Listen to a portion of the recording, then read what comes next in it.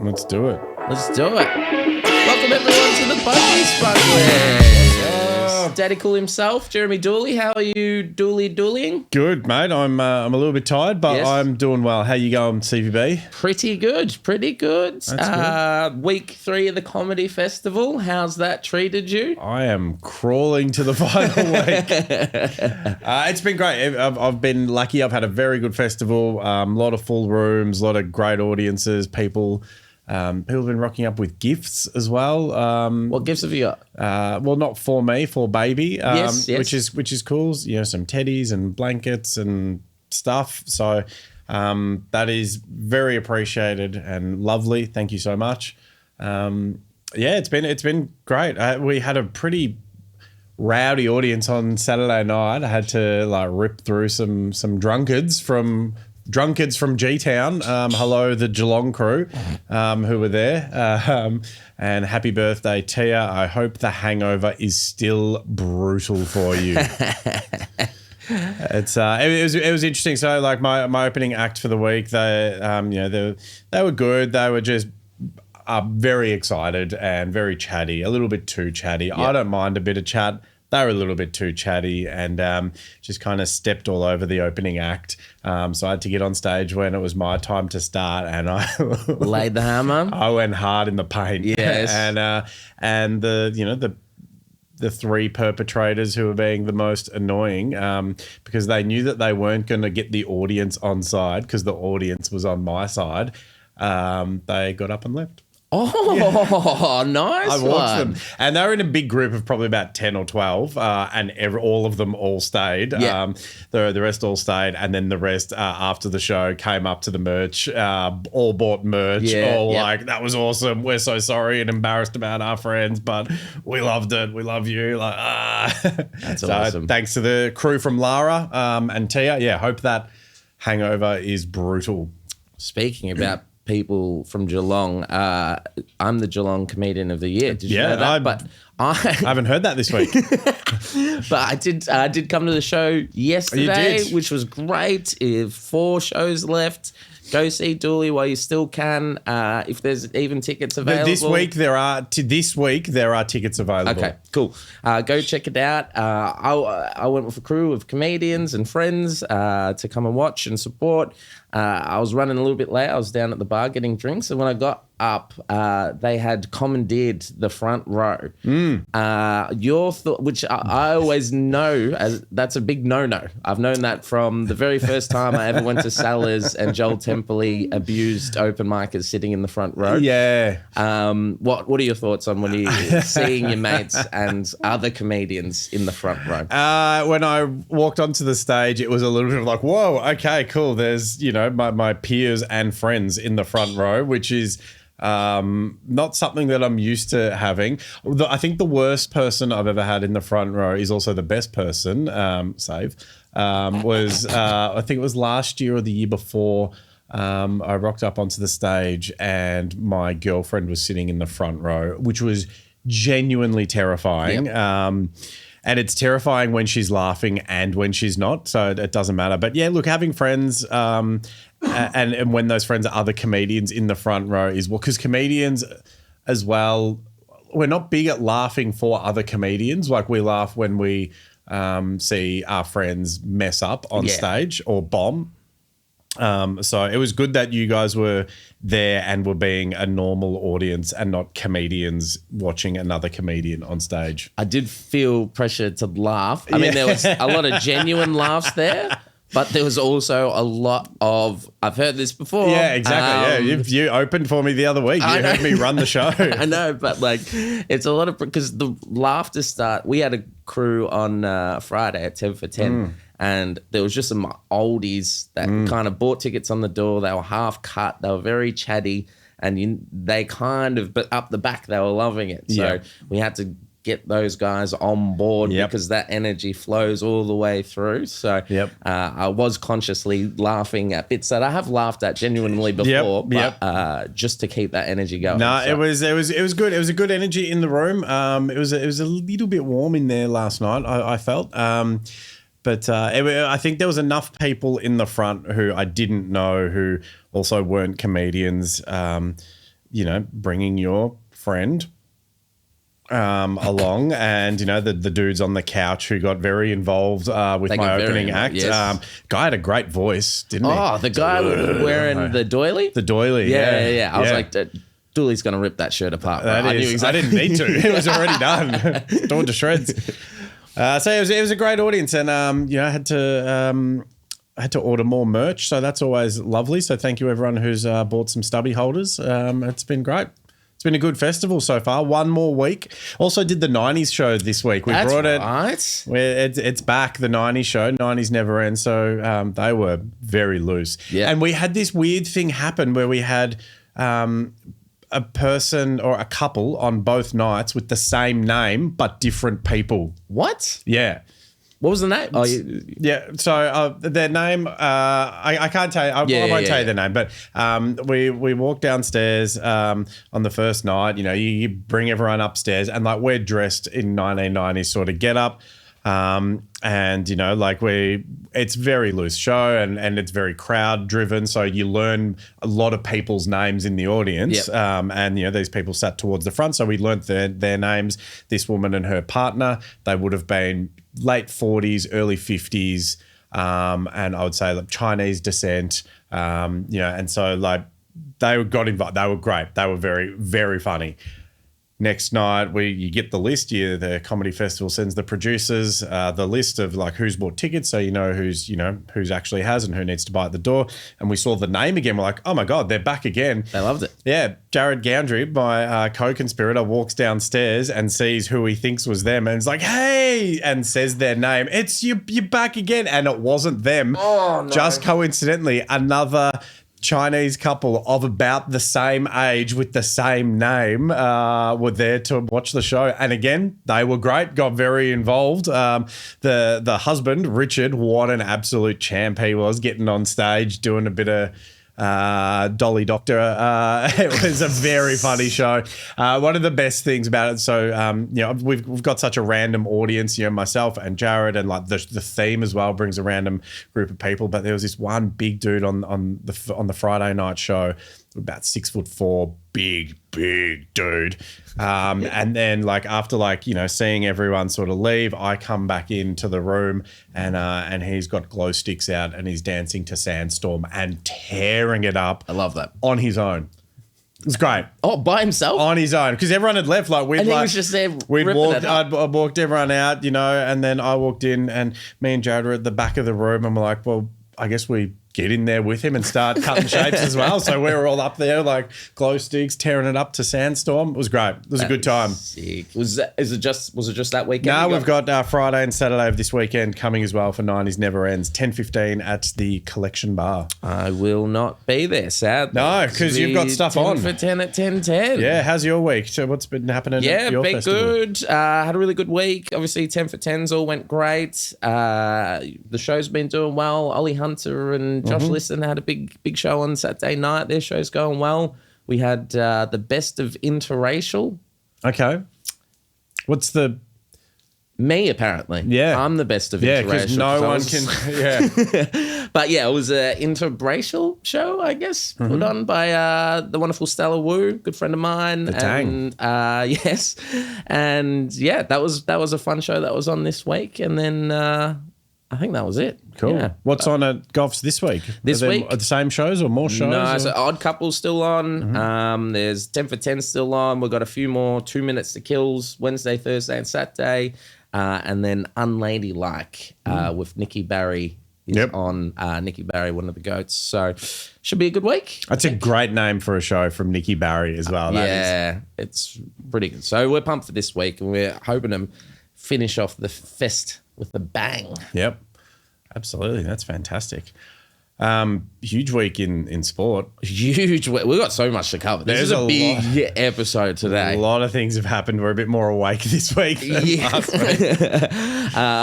Should we start with the comments? Get into the comments. So we put out a multi. I randomly put out a multi which involved, which was pretty good. It was Volks to win.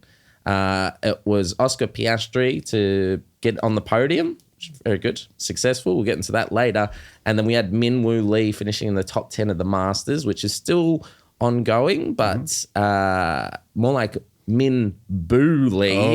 He had a stinker, so he killed it. But we had two people. We had Nate Wells and Gavin Semple asking us to add Paddy Pimblett to the All Aussie Athlete multi. I think they're missing the point of the podcast and the multi there. So, look, yes, Paddy Pimblett looked superb. Good value, but it really goes against the theme of what the bet's all about, which is Aussie Athlete multis. And we don't want British athletes colonising the Aussie multis. Absolutely not. But in saying that, I would have preferred to have an English person in it than Min Woo Lee, who did nothing for us. So there was that. Yep. After the show, I had a comment in person. I do love people coming to shows who are smugglers. And Dan Reed, I was so excited when you brought up rugby league in your weekly recap and then you just moved past it. I thought, yep, that'll be right. We got another one from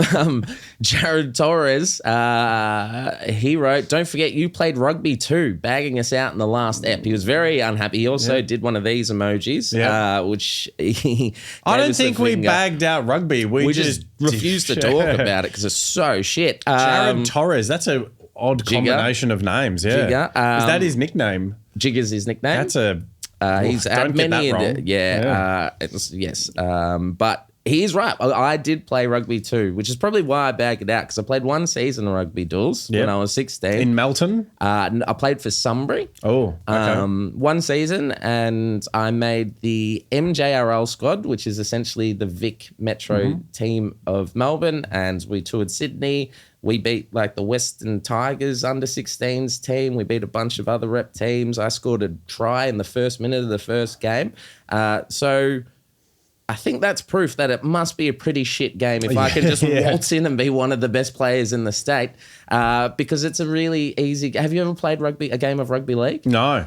It's easy. It's piss easy. It's catch the ball, run forward, get tackled. I did work at Melbourne Storm for a little. You did. That's right. Brief period, and I remember the recently retired Christian Welsh on his very first session dropped a weight plate on his foot and broke his toe. Not the smartest lads, are they? No, and he is one of the smartest ones as well. Yeah, he's he's got big fancy degrees in like economics or something like that. That gives you the caliber of people. It's like even the smart ones do dumb things there. Exactly. Dimitri for victory 271. I wonder, with a name like that, do you think he's very like Russian or Ukrainian or loves Melbourne victory? I think it's probably loves Melbourne victory. I hope so. Dimitri for victory. Yeah, unless he's maybe get something to do with the war in Ukraine. Yep. Maybe. Who knows? We can't get political on this one. No. What did he say, Dawes? He made a comment on the fantastic stat of Josh Giddey and Jordan being the only players to have 5 triple-doubles in a season for the Chicago Bulls. And his comment was, Jordan would probably get 40 triple-doubles in this weak-ass era. Yeah, probably. That's not the point of the Josh Giddey stat of the week. Come on, Dimitri. Dimitri for the L with that comment, if you ask me. And then the other one, who will remain nameless. It's Monday morning. Yeah. But he wrote, I can't believe the Dali game in the bus was brought up from last week's episode, which I just casually kind of dropped in amongst something else. But basically the story here, Dools, is we played it was a high school game, our high school, which to be fair had a couple of good players on it, a few good players, but a lot of just guys, bodies. Just bodies. So we needed bodies. We needed 18 people. And then we played against the Dali High School, which was essentially the Dali football team, under 16 football team, under 18 football team, sorry. And yeah, they just destroyed us. And there was Melton Dali. There was a lot of scuffles, a lot of back and forth. Are they like fierce rivals, Melton and Dali? Because they are two areas that... I mean, I don't even know where Dali is, but... It's further away than Melton. Okay, sounds grim. It's basically two scumbags teams going at one another. So a lot was said, mothers were brought up, all that kind of stuff. And I got a concussion that game, I remember. And at the time, one of our friends had his driver's license, even though he was underage.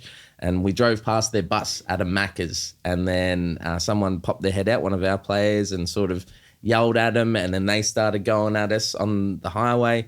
And so that turned into a thing. And then someone had the bright idea to swing by the milk bar, grab some eggs and chase them down the freeway. So we were driving down towards Bacchus Marsh. Everyone piled, hanging out the car, piffing eggs at this bus. They're swearing, they're putting their heads, all that kind of stuff. It was absolute chaos. And because we were dumb, the cops rocked up at the door about an hour later because we didn't do a great job hiding who we were. And they, a few of the boys, I got out of it because I had a concussion, but a few of the boys had to go down. The police dragged them down to wash the bus, and they got a big talking to. So that was that game. That was that day, and it was a bit of chaos. Bit of boys being boys there. Yeah, I've got a good joke about Bacchus Marsh. Do you want to hear the joke? Do I ever? It's a zinger. Yeah, okay, let's go. Okay. Why is Bacchus Marsh so hot? Why, Jeremy? Because it's near Melton. Oh, my goodness. Only 4 shows left of Daddy Cool at the Comedy Collective during the Melbourne International Comedy Festival. If you like that one, you're going to love more. There's only 4 shows left. Get your tickets. I've seen it. It's a great show.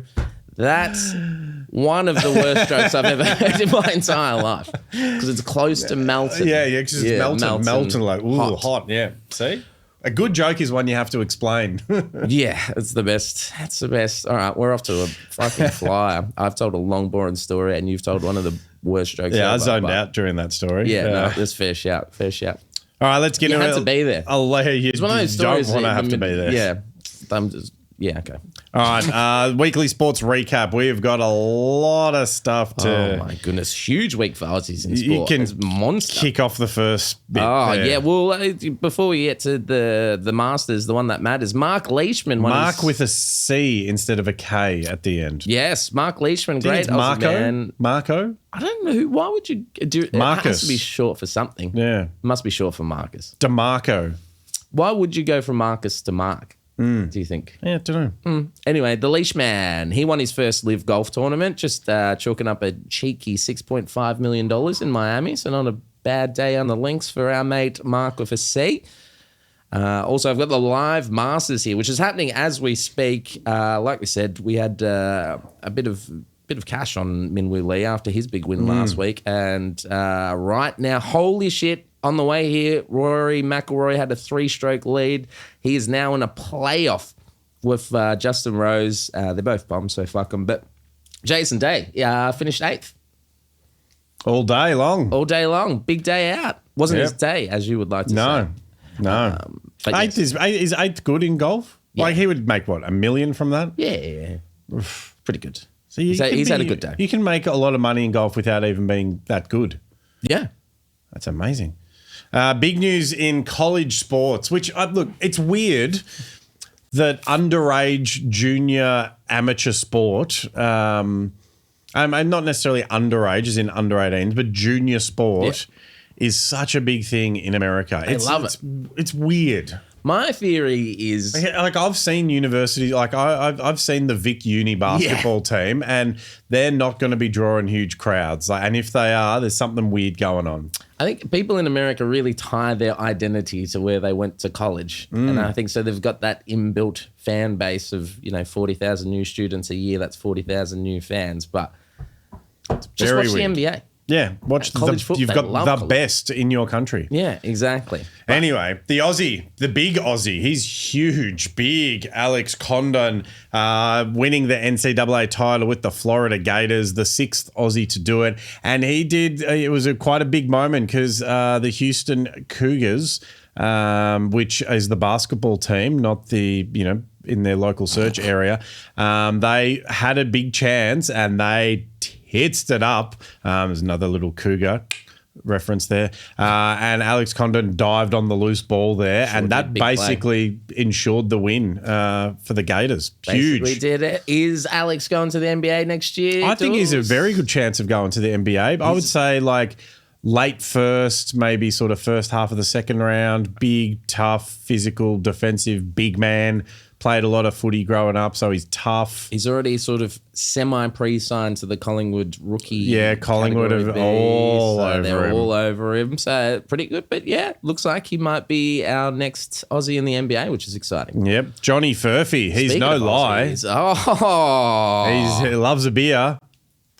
Get him a sponsorship. The King of Clifton Hills finally making it into the conversation here in a big way. We've had a few comments over the last few weeks of like, mention Johnny Furphy. It's hard when he's only getting 3 seconds of garbage time at the end of a game. But he went off. How about that? Did you see that dunk? Oh, he took it. He went in. He went bang. The commentators were just having a chat. They're like, ah! Huge play, 17 points, 6 rebounds, 3 assists. The Pacers, they've locked in their fourth place in the seedings, but huge by Johnny Furphy. How was he not in the top 5 potential food and beverage sponsorship top 5 list you did a couple of weeks ago? I know, That's yeah. He could have got one from Furphy beer, or but see, Americans don't drink. Furphy beer is not a thing in America, so they'd have to change his name to Johnny Fosters. Yeah, you could do that. I like it. You could just do it for Australia. Who cares? The Americans just can't handle their piss. Have you been over there? Yeah, I lived there. It was intense. Yeah. How about our guy? The King of Bendigo, Dyson Daniels.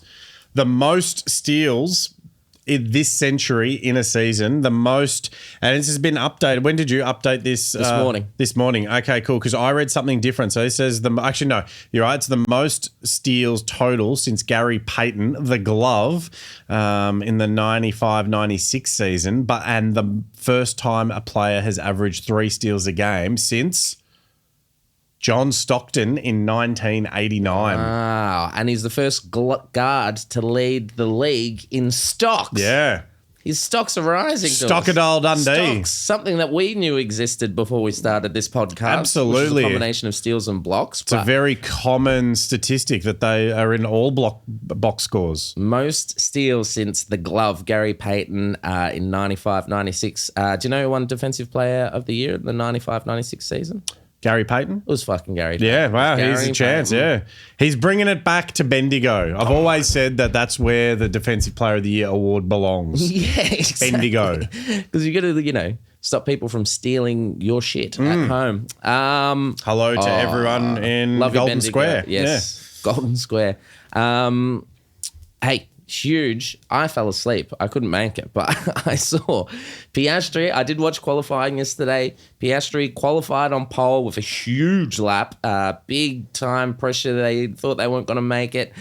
His running mate Lando Norris only qualified 6, but caught up with the highlights. Piastri wins last night, overnight, early wee hours of this morning, wins his second race of the year in Bahrain, and he's moved to second in the driver's standings, only 3 points behind his teammate Lando Norris. He is coming. He's charging with a bullet. It's big news. Everyone's going crazy because Lando Norris was supposed to be the guy, and Piastri is the one that keeps showing up. It would have been so hot driving your car outside in Bahrain. Yes, it gets quite sweaty. Is it a day race or do they race at night? At night. So the climate changes a bit as the sun goes down. Yeah, climate change is real. Yeah, it is.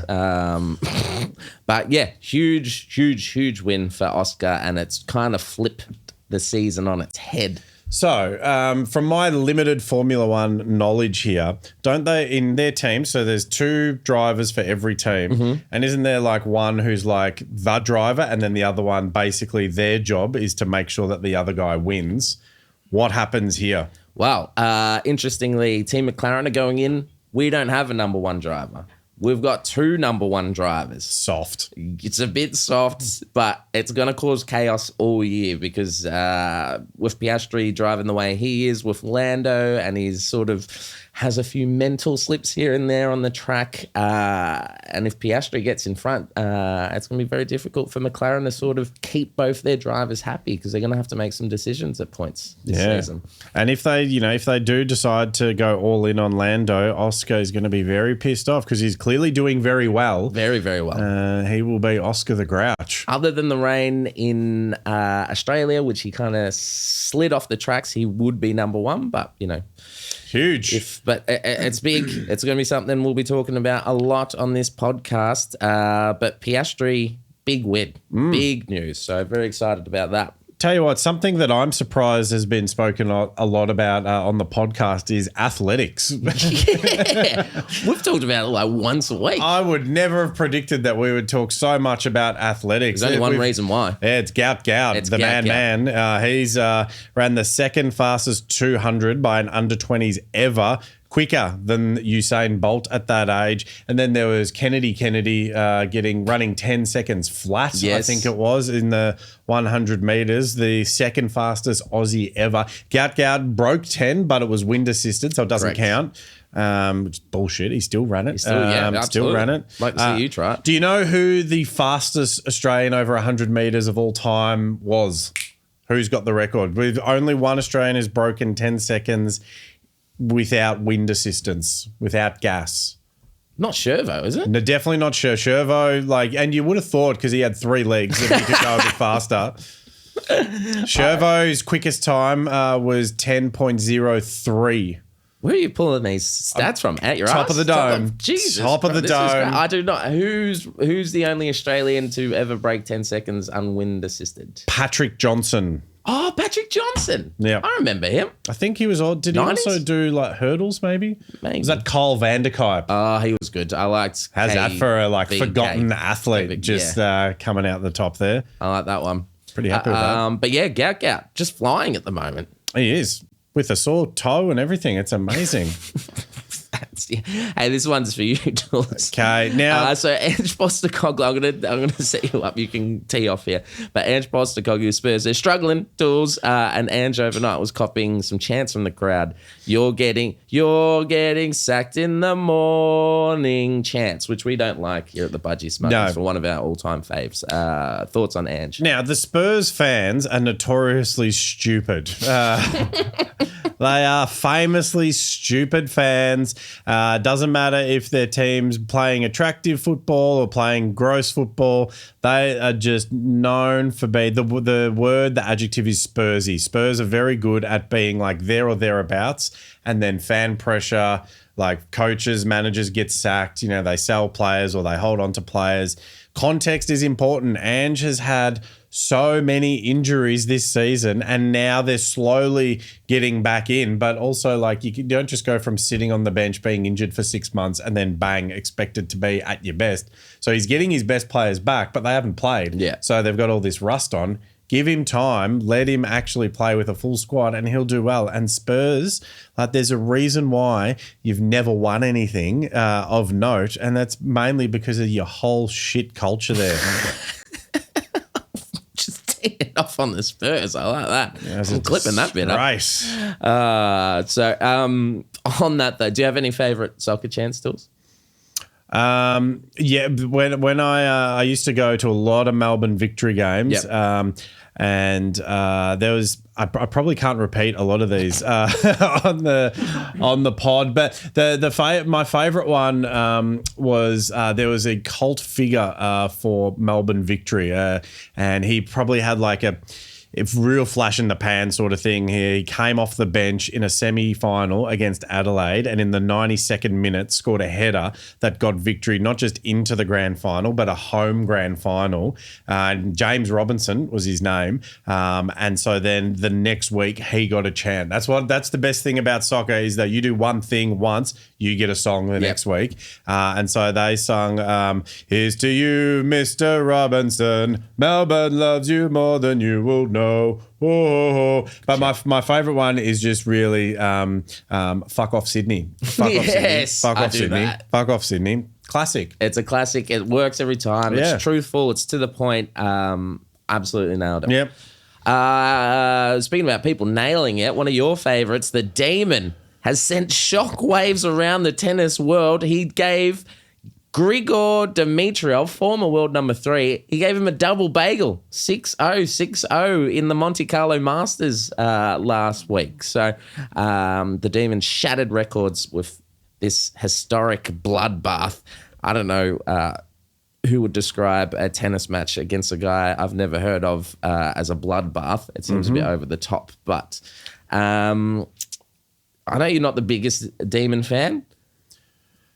Okay, so my issue with the Demon is he only beats players who are ranked lower than him. Yes. And this is the case yet again. Do something impressive and I will be absolutely on board. Dimitrov is ranked 18 and Diminor is ranked 10. So until he's beating, Sinner, Zverev, Alcaraz, Fritz, the Joker, Draper, Rudd, or Rude, I'm not sure, Tsitsipas and Rublev, don't care. Okay, fair enough. Not even a double bagel?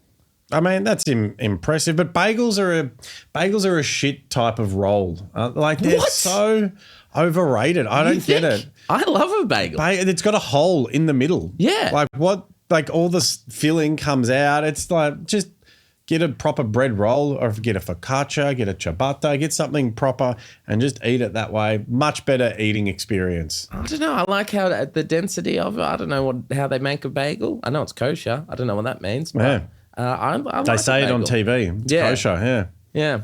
What is kosher salt? I don't know. Nice salt, I think. Yeah. You've got salt from like the Himalayas. You've got Mount Everest salt and you've got kosher salt. Yeah, fair enough. It sounds kosher to me. Hey, Dools, we copped a bit of flack, because we kind of shat on cycling, and by we I mean you questioning whether it's a sport or not. Yeah, but we did get a comment that we forgot to read. We did. We'll skip it anyway. So I thought, mate, I'll try something nice. We'll try and I jumped on foxsports.com.au and then I looked up widely known as the Sporting Bible. Exactly. For everyone who's into sports, foxsports.com.au is where all of the sports lives. Exactly. They cover everything. Anything that happens in sport, it's on there. And I tried to look up cycling and it didn't work. It literally turned up 0 results on that. And they had an in-depth netball reporting, like every single game covered on there. And literally it's just I don't think it exists as a sport. Nope. All right. It's just a mode of travel. Yep, exactly. Oh, my goodness. Yesterday was a huge day. It was the most excited, the most nervous. I literally got goosebumps because I was all over the joint. I had my partner here with me watching the game. I was with a couple other friends watching the big Alexander Volkanovski fight yesterday. Pre-fight, huge. We're going to break it all down, but I was literally nervous, and she was like, why are you nervous over she said at one stage, you're not friends. Which kind of actually hurt my feelings because I feel like I know him, but it is a fair point. He doesn't know who I am. But it was huge. The huge thing is you referring to her as partner. That's like you've gone up a level in the last few weeks. Partner, whoa, Stevie B. Yeah, my partner.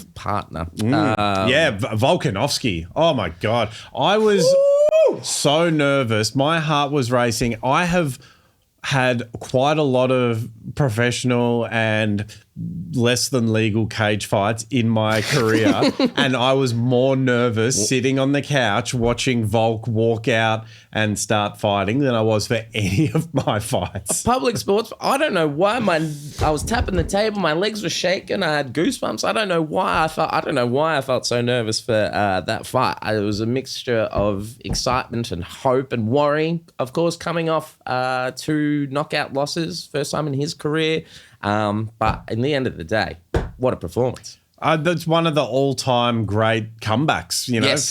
So in fighting, so if I get serious for a second here, it's when you get knocked out, like that leaves a little bit of residual effect. It becomes easy to get knocked out. You get knocked out a second time, consecutive fights, the damage that does, it makes it a lot easier for you to get knocked out. So you've got that there. And he was fighting, had a high volume of activity in terms of how many fights he was doing. He was always, in the cage competing, short notice often as well. To then take a year off, that's a huge thing. And then at the age as well, because you start to get to your mid to late 30s and your reaction times are just like a split second slower. And in MMA, those 4-ounce gloves, not forgiving, and against a striker like Diego Lopez, who's a wild and very, very powerful striker. It's a recipe for just like the tension. And so he came out first round. He looked fantastic. Unbelievable. His footwork was elite. And that's one of the things that separates good fighters from like the elite fighters is footwork. So the first round, Volk's footwork was fantastic. He wasn't being predictable. He was shifting gears, changing stance, mixing up his feints. Second round, he got clipped, and he got clipped because his footwork just died off a little bit, which is what happened against Topuria. Like he got predictable. He was working train tracks there. And then he picked it back up. It was a fantastic performance. He kept mixing up, going for shots. It didn't matter if they weren't successful, but it put the element of doubt in Lopez that he couldn't swing for the fences because Volk was ready at any moment to attack the legs there. Huge, huge win. I was going off. Where I was, sports bar in the city, that was going off. It was chaos. It was awesome. Just one of the best fights to see for all those reasons. First, featherweight champion, someone to win the championship after the age of 35, which is what you're talking about, particularly in those lower divisions. Yep. It's not like the heavyweights where they can go a lot longer because it's mostly power. And he said after the fight, adversity is a privilege. Absolutely. Which I loved his message and how he went about it. And it was great to see him. Not quite the Volk of old, but a very, very, very good Volk. Yeah, he fought a very smart fight, and of getting hit in the eye. It wasn't an eye poke, but when you get the glove to the eye, which does happen, it's very difficult to see. So your vision goes instantly, and it takes a good few minutes for it to get back where you can see. And it was because you already cut on the other eye, so that was quite difficult. It was a fantastic. One thing I didn't like about the telecast was the absolute ass licking of the politicians that were there. What was going on there? That was just like, mate, just fucking buy them dinner before you try and lick their bum holes. It was weird. It's just like, okay, cool. Like whether you're big fan of him or not, okay, the president there, that's the biggest honcho in any country. Okay, cool. Well, you've got the boss there. And then it's like, oh, cool. Now we've got this person, this person, this person, this person. It's like, grow up. Yeah. Like Dana White's, just get your lips off Trump's butt cheeks for 5 seconds. It's a global sport. I don't give a shit that Tulsi Gabbard is there. I don't know. Marco Rubio. Oh, yeah. What was... I don't know. And people were cheering. Imagine for a second at an AFL game before the teams come out, Anthony Albanese gets walkout music and goes through the banner because that's what they did for Trump. And everyone's like...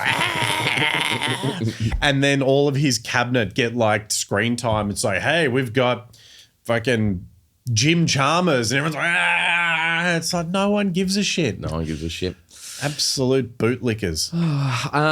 What do you think's next for Volk? What do you want to see next, Dools? I think, the big thing is for him will not be getting back in too quickly. He'll have his minimum, I reckon, 90 days because he did cop quite a few hits there and a few cuts around the eye. You need them to heal 100%. Otherwise, they'll open up easier. Have a little bit of a break. I wouldn't be disappointed if they ran that fight back. Really? It was a very entertaining fight. I think... Jean Silva who was in the looked great. Yeah, that would be a really interesting fight moving forward. I think Silva and Lopez will fight for a belt at some point. Like Lopez is a future champion. He was fantastic. Volk, have a break. You've earned it. Do some cooking when you're ready. Start cooking in the cage. Love that. And finally, his legacy. He's obviously already cemented as the Aussie GOAT. Yep. Where is he in the featherweight all time, and where is he? He's close. I still think it's him and Aldo and Holloway are like inseparable at the top. But if he defends it, he goes ahead. I think the story of it has him. It's almost like a separate thing as all-time legends with someone like a Randy Couture who was able to win and at an older age and get the audience behind him. I think Volk's at that level now.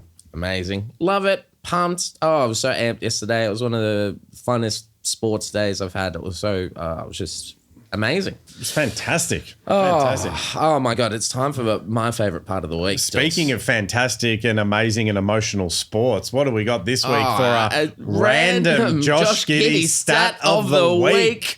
Jules, Giddey joins the completely legitimate club that everyone talks about. Everyone. It's on. It's the first thing anyone looks at when they're Volks looking at talks about it. You know, the UFC put it on their telecast in amongst all the politicians. Donald Trump X'd about it or whatever. But Giddey joined the 1,000 points, 500 rebounds, 500 assists club for this season, joining the only other two in that club this year. Dools, LeBron James, the GOAT, in some people's opinion, the second best player. There. He's up there. One of the greatest of all time, and potential perennial MVP, Nikola Jokic. So joining that club basically puts him, third all time, just behind LeBron? Probably Giddey's the third best. Yep. We've already discussed he's basically Jordan with the triple doubles. Yeah. And obviously joining LeBron in the not completely made up 1,000 point, 500 rebound, 500 assist club. And then Nikola Jokic, who's the best player in the game, but is he with Giddey around? It's an exclusive club. Yeah. It is. It's basically like the Illuminati of basketball. They're exclusive. They're sort of controlling things that's happening. You know, you say like LeBron controls a lot of things that's happening in whatever team he's at the time. You know, the Nuggets, they just flicked off their coach, you know, and they reckon, you know, maybe the Joker wasn't happy. Giddey is now, you're going to see him start playing chess with the league.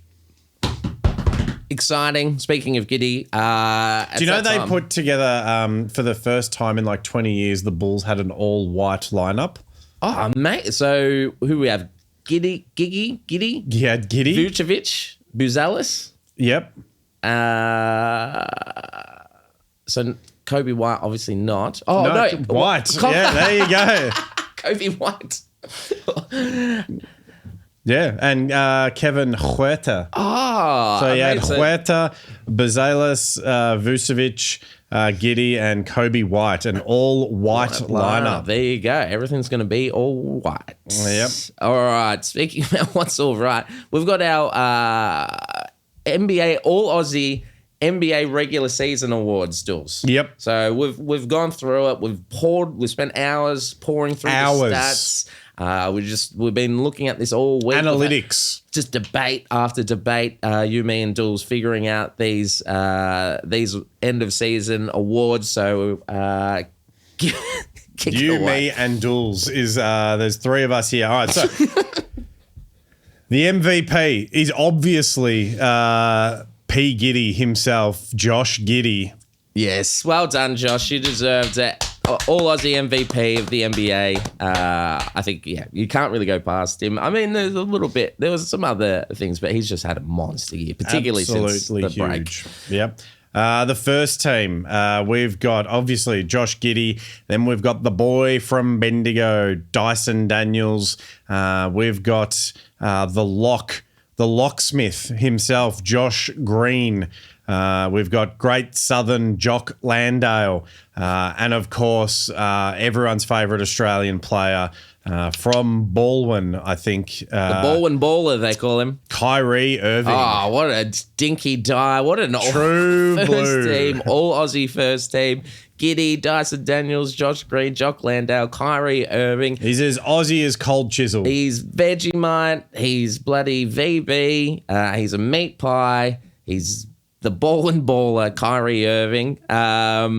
Most improved player, most improved Aussie. I think this one's a pretty easy one. Dyson Daniels, just an absolute breakout year. Huge year. Breaking records, breaking hearts. We love him. Absolutely love him. Sixth man of the year from my squad, from the Houston Rockets, the Great Southern Jock Landale. Jock Landale, well done. Not really the first person off the bench at Houston, but, you know, he does get off the bench often and provides good. He runs weird.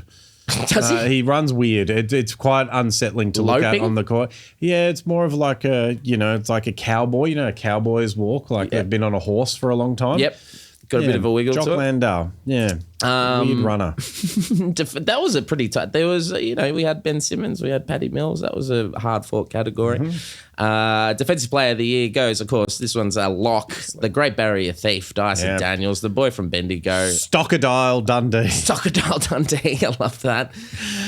And of course, the Rookie of the Year, the Mayor of Clifton Hill himself, the Great Lie, Mr. Beer, Johnny Furphy. They're very well done. So that's our season award winners. Very, very good. Do you want to do a little NBA playoffs preview of the Aussies? Who have we got in there? Who have we got in there? Well, I'll tell you who we've got. Jock Landau's in there, that's for sure. Jock Landau and Jack McVeigh at the Houston Rockets. We finished number 2. Very good. The very good season. You've got to be happy with that. It's been a fantastic. I put money before the season, well before the season, that we were going to make the playoffs. That's how confident I was. They would have cashed that one out early. It came out all right, yeah. Oh, very, very good. And you likely have the Warriors, which is a bit of a stitch up. It is, because they've still got some great players, and it's a little bit of a grudge match as well. Like, it always gets a little bit chippy there. Draymond and Dylan the Villain sort of go at it a little bit. Draymond likes to go after Şengün, and in the last game, did not work in Draymond's favour, did it? No. Maybe you should actually do something with skill. We've also got the Giddey-led all-white Bulls against Heat in the 9-10 for the play-in. I think they'll go all white with that. I think they'll be all right. They'll be all right. So I think they win that one, and then they could potentially go on it's got 7-8 Magic Hawks. So Dyson's boys, the Hawks, if they lose against Magic, we could have an all-Aussie play-in knockout game for the Bulls versus the Hawks, which would be quite amazing. Huge, because you'd see Dyson v. Josh. Yeah, which would be pretty good, actually. Wow. And also, obviously, we've got the Pacers up against the Bucks. Johnny Furphy, who will absolutely contribute nothing to that series, but it's going to be a good experience for him. He'll wave the flag, the towel on the bench like an absolute lord, though. I love that. Over in the West, we've got the Clippers with Paddy Mill. Yeah, there's just one of him. Just one. To be fair, that's singular. Paddy Mills implies that there's multiple Paddies of Mill. Wouldn't the world be a better place with multiple Paddies of Mill? That's why it should be Ben Simmons. All right, Shaq. So, yes, we got Paddy Mill and Ben Simmons and the Clippers going up against the Nuggets, which is kind of looking like it might be the best series out of the lot. Look, if Kawhi doesn't get injured, who knows what's going to happen. Speaking of injuries, we also have our Dallas Mavericks, the shit show of the league, with 2 all Aussies in there, Kyrie Irving and Dante Exum. So, and of course, that's it for Aussies. Yeah. So, will any of our boys win a championship this year? I can't see it. Jock Landau and Jack McVeigh are the best chance. And Steven Adams in there a little bit. The token. What? How the Russell Crowe. There's a very good chance Rockets don't make it out of the first. That's true. But hey, look, we're happy to be there. It was, a lot of people talk shit, but what a season. We did it. It's good. It was like the Thunder a couple of years ago. Yeah. I think they finished high. They didn't get anywhere, but we got a lot of weapons. Progress. No one knows who to guard. Anyone can fill it up on the bench, off the bench. We got Amen Thompson forever and ever. A killer. Love that. And it was good to see the Detroit Pistons in there. His twin brother, his team. Yeah. They look like a bit of fun. So that Knicks Pistons series is going to be probably the best series, I reckon, of there. Oh, Lakers Timberwolves will be fun as well. Yep. All right. Have you got a top 5 for us, Dools? I do. So I've gone the top 5 forgotten Aussie athletes. Okay. So one of my favourite things to do, and I think this is a thing that, lads do the world over, is when you get a group together, you start talking sport, you just start naming random athletes. And so I've gone with 5 here. Okay, I haven't seen this list. So all right. So and some of them have been, one of them in particular has been mentioned on this podcast before. Today or on a previous episode? Okay, great. Right. So, number 5, Zoe Goss. Do you know who Zoe Goss was? What's the goss? Zoe Goss, female cricketer, all-rounder, right arm, medium pace, right-handed batter. Most famous for in the Bradman 11 game replacing Paul Fatty Vorton because it was like a celebrity game, and she took the wicket of Brian Lara, who is in peak form at the moment. She scored 29, 2 for 60 from her 10 overs, but it was the wicket of Brian Lara, and it was huge. So that's Zoe Goss, number 5. I'm just going to pull you up before we go on to number 4. So to be a forgotten athlete. Flash in the pan athletes. Okay, flash in the pan? Are we changing it on the run? Okay, we're changing on the run. Flash in the pan Aussie athletes. All right, I love it. Okay, coming in at number 4, we have mentioned this legend, this icon in previous episodes. I'm talking about Jumpin' Jai Tarima. That is a great flash. Now that we've changed the category, because I've never forgot about Jumpin' Jai Tarima, but he was a huge flash in the pan. Yeah. What did he nab in 2000? A silver? A silver medal at the 2000 Olympics. Smoked a pack a day. Loved a bit of Jack Daniels as well. The long hair, the sunglasses. Yep. He's Maori descent as well. I did not know that until I'm today years Jai old. Tarima. Yeah, I should have cottoned on with that one. Yep. Okay, coming in at number 3. This guy was stiff to miss out on the nicknames last week. Okay. I'm talking about former West Coast Eagles forward Brett Heady. Yep. Brett Heady. His nickname was, of course, Jobby. Yeah. Also famous for getting sledged for having big ears on multiple occasions. He kind of looked like a young Prince Charles, but with big ears, which is probably, when you're a small forward, you need as much speed as possible. You don't need them holding you back. So what was his flash in the pan? Did he kick a few goals? He kicked a few goals. He played an important role in the 1994 finals run, kicked 6 in the prelim and 2 in the grand final for West Coast. Jobby, killing it. One of my favourite cult figures in the AFL. Of course, I'll see if you can guess number the player. 2, is it? Are we up to we're number up 2? to number 2. Love it. I'll see if you can. Are you going to give me some stats and I've got to try and guess them? Yeah. I love this. Okay, he was drafted at number 2 in the 1989 preseason draft. Okay. For the AFL. All right. 177 centimetres. Tim Watson? No. Damn it. He played for 2 AFL teams. The Brisbane Bears. Yep. And the West Coast Eagles. Bears and Eagles. He played 113 games for the Bears from 1989 to 1994. He played state football for WA in the early 90s.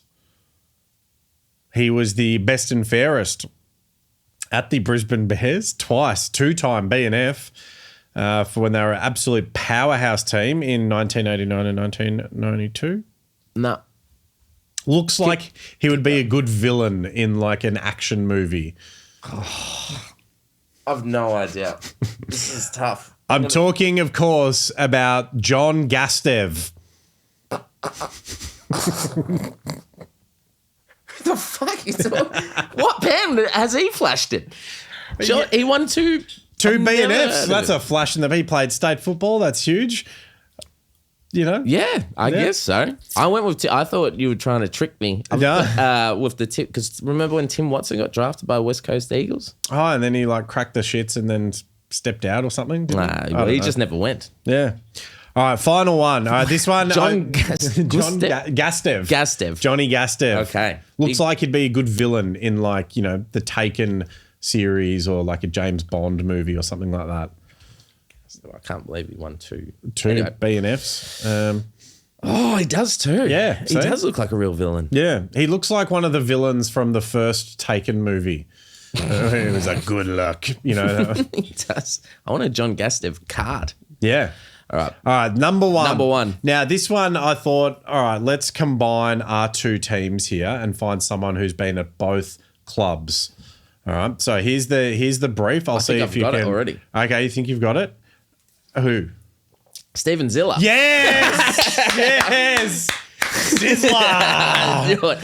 118 games for St Kilda, 38 for Richmond. No one knew what his strengths were as a footballer. He was like a small bar fridge running around there. I love Steven Zilla. He's the perfect flash in a pan. He was just running around, wreaking havoc, not really doing much else. I loved Steven Zilla. He looked like he was running on the spot, but working hard at it all game. Very good.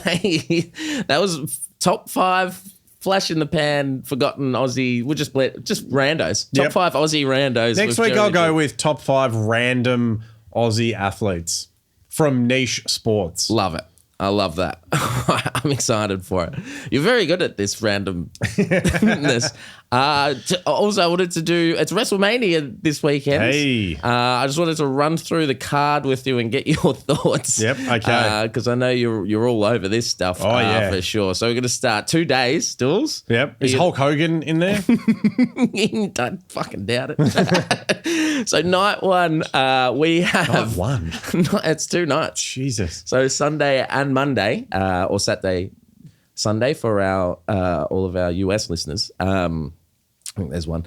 But on night 1, the War Raiders, Ivar and Eric, the champions, the tag team champions, the War Raiders, are taking on the New Day, Kofi Kingston and Xavier Woods for the WWE World Tag Team Championships. How excited are you for this, Dools? I'm so excited. What's the first one's called? The champion? The War Raiders. They sound like they should be in Eurovision. They sound like a real Eurovision. Ivar and Eric? Yeah, from Finland, and they're playing like metal techno hybrid. Yeah, I like that. So they're going to be playing that.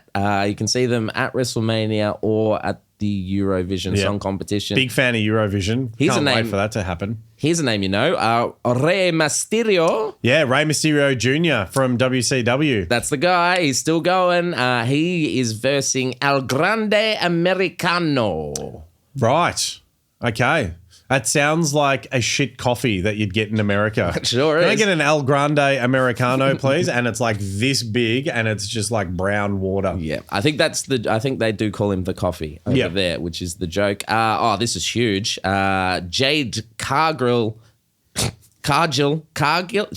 Sounds like Jade a fish. Cargill versus Naomi. How are you feeling about that? Naomi's got one name. One name, baby. Yeah. I mean, she's got to win. She's got one name. Jade Cargill sounds like a type of fish.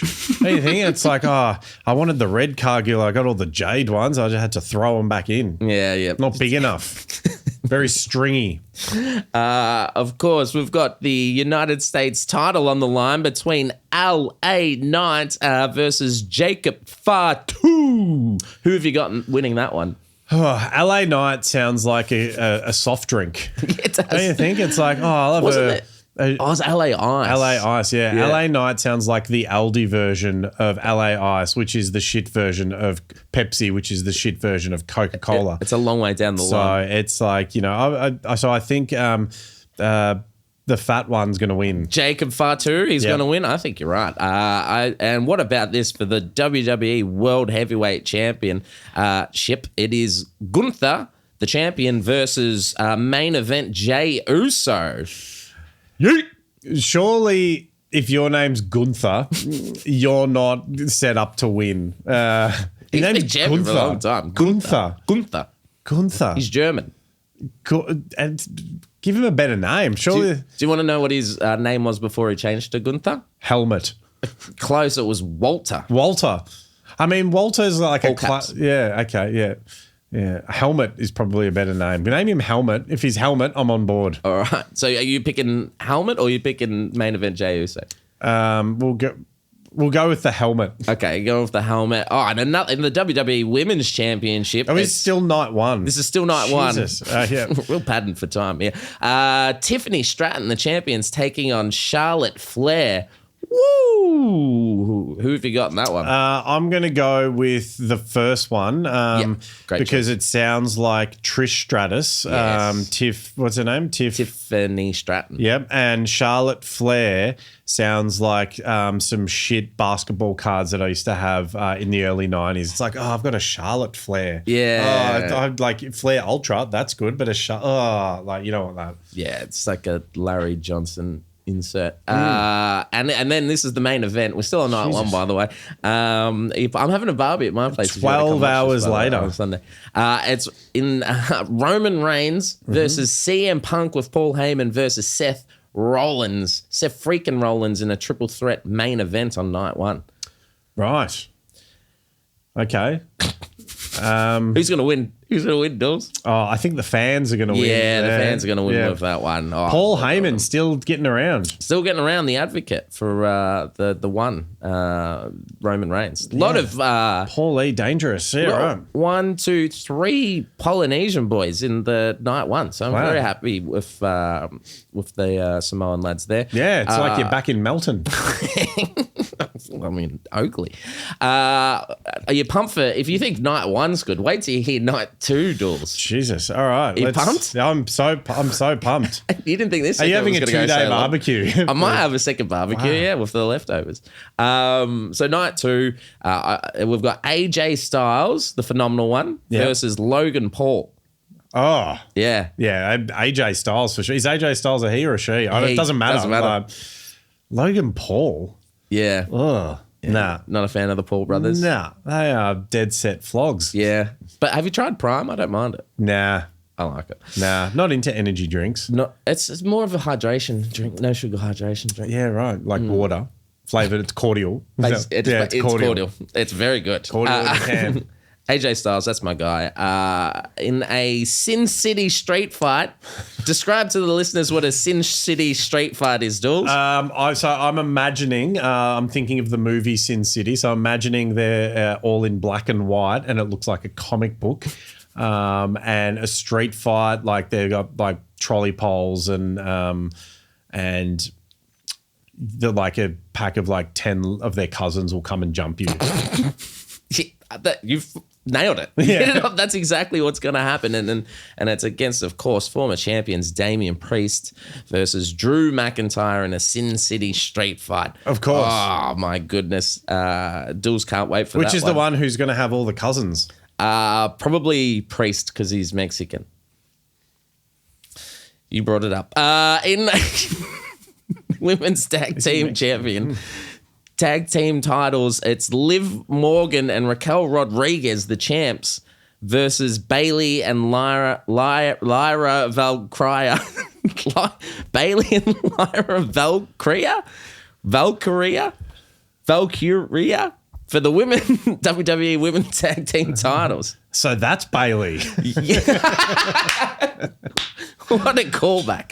Wow, I've been wondering which one of them is Bailey. This is Bailey. We got to go with Bailey. Yeah, Bailey and Lyra Valkyria. Hitting all the shots. Oh, this is great. And of course, in a huge Intercontinental Championship match. Is this like your gig that was on at Goff's, the Intercontinental Championship show? Interracial. Close. This is for the Interracial Championship. It's Bron Breakker, the champ, son of, remember the Steiner brothers? The Steiners, Big Papa Pump. Big Papa Pump, that's his uncle. Versus Penta, which is Espanol for 5. Or is it 6?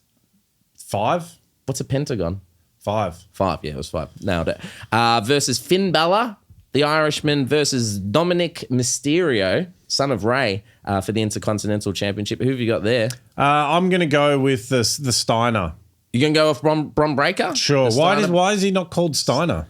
I think he wanted to separate his name, but they keep calling him Steiner's son. But he's going with Breaker. Yeah, it could have been Bron Steiner. Steve Steiner? What's his name? What's his actual name? No idea. Steve. Could be Steve. Steve Steiner. That's like you can't have the alliteration there. Steve Steiner doesn't sound tough. Bron Steiner. It could be like, To be fair, it's not as tough as Bron multi-gendered. Breakker. Yeah. Bron Breakker. Steiner Recliner, one of the best names for a finishing move ever. I like that one. Anyway, for the WWE Women's World Title. But didn't they do that the night before with Charlotte Flair? Wasn't that the? No, that was the WWE Women's Championship tools. This is for the WWE Women's World Title. Pay attention for fuck. This is like boxing. There's just so many belts that are irrelevant. Every one of these is a title fight. But it's Io Sky, the champion, versus Bianca Belair versus the best thing to ever come out of Adelaide, Rhea bloody Ripley. Rhea Ripley will definitely beat those two worthy competitors. Exactly. And finally, for the undisputed WWE title, main event, night 2. Rhea Ripley should be in the main event, but for some reason they've gone with these two. It's Cody Rhodes, the champ, versus John Cena. John Cena. John Cena's back, and he's a bad guy. He's a bad guy. Turned heel. Is he rapping again? I don't know if he's rapping, but he's he's a very bad guy. I mean, you can't lose to a guy called Cody. Like, come on, John versus Cody. That's like, is Cody young? He sounds young. No, he's nearly 40. Really? He's the son of. I don't think I've ever met a 40-year-old Cody.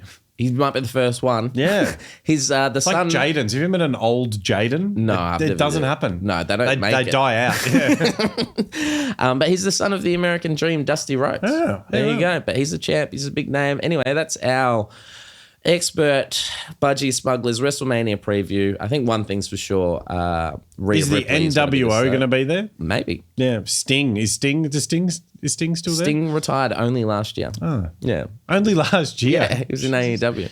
He's still about 4,000 years old. Yeah, but he's got the face paint. You can't tell. True. All right. That was our... Wow. I'm just going to cut that and post that and let everybody in the wrestling world, because they're all virgins and whatnot, just tee off. A lot of time on the internet. A lot of time on the internet. I think we're up to the power ranking stores. Oh, yeah. Okay. Yeah. I forgot about the power. I mean, look, surely Volk is now Volk is allowed to be number one. I mean, surely. It's the easiest number one we've ever. I mean, he was number one when the fight got announced. He was number one without doing anything. So he was doing some Sportsbet ads, made a stake, number one. Now he's won. He's definitely number one. You know how in the AFL Hall of Fame they have a legends category? Yep. We might need that for this, because he's been number one before, but special up. But in number 10, the Aussie Athlete Power Rankings, in number 10, it's one of your absolute favourites, Stools. Steven Zilla. It's Ruben Garrick. Who is that? Fucked if I know. Can I guess the sport? Yeah, you can go. Ruben Garrick. Ruben Garrick sounds like they do a posh sport, like equestrian or something. You couldn't be further from. It's the least posh sport. The least rugby league. Rugby league. Really? Well, I took on board the feedback that we don't talk about rugby league and we don't take it seriously. So I spent seconds Googling the NRL stats, and Ruben Garrick. Ruben Garrick plays rugby league. Ruben Garrick sounds like he comes from money, like intergenerational wealth. Yeah. Was born with a couple of properties, doesn't live in a suburb, lives in a gated estate community. There's not too many Rubens on the street begging for money. I think. Yeah. It's like you have a party. It's like you hope the Garricks come because they're going to bring like good gifts and good food. If I had a party, I would order like a 1 meter long Ruben Garrick sandwich. Yeah. That sounds delicious. Yeah. But anyway, he has 74 points, Jules, in the NRL. 20 more than the guy in second. Oh, 74. 74 points. 74 points. Does that mean he got 74 tries? I don't think so. I don't know how many points do you get for a try? Is it like footy? Is it 6? 7 or something? I don't know. 6 or 7. And 8? maybe Is it 8? Kick some goals. I don't know who he plays for or what he does. But God damn it, 74 points is a lot, I think. Ruben Garrick. That's Ruben Garrick. Very fancy name. It's the equivalent of about 12 goals. Crushing. Yeah. Keep on doing you, Ruben, for whatever team you play for. In number 9, that's the Demon, Alex Demonor. After dropping the double bagel. I think that's fair. Generous. 10th in the world. Number 8, it's your favorite. She just made the quarterfinals in El Salvador. Salvador. She's getting ready for the Rip Curl Pro. Guacamole. It's Guacamole Bicklem. Yes. She's third in the world. Ethan Ewing might be looking close to if Ethan Ewing, I tell you what, if he wins the Rip Curl Pro next week, he'll be right in here because he's second in the world at the moment. So our Aussies are doing well. In number 7, after finishing top 10 in the Masters, which is still going on, by the way, just live update for everyone listening at home. Jason Day, is it? Which it is Jason Day. From Taxi Ride. from Taxi Ride. He is in where did I have him? Number 7. So top 10 in the Masters. Yeah, okay. Very good, very good. Just happened. In number 6, he's back in. I don't know why he left. I've been copping shit about it for weeks, but Dyson Daniels, number 6. He's most steals this quarter of a century. This century. He's obviously the All NBA Australian first team at the Budgy Smugglers, which is, I don't know if there's a higher. It's the highest in sports. And number 5, she's got a big match. You absolutely love her. She's the best thing coming out of South Australia. Rhea bloody Ripley. Yep. On your Rhea. Could potentially skyrocket up these rankings if she wins on. And if not, if she doesn't, it would be dire. In number 4, it's Gout Gouts. Gout Gout, number 4. Oh, going from diarrhea to Gout Gout. Yeah, I know. It's been rough on the rankings, but he very easily made a case. But once you hear the top 3, it's impossible to fit him in here because at number 3, as you say, he's in the 1,500 club. It's exclusive. Josh Giddey. Yes, on your Josh. Everything's going to be all white. Josh Giddey is gearing up for the playoffs.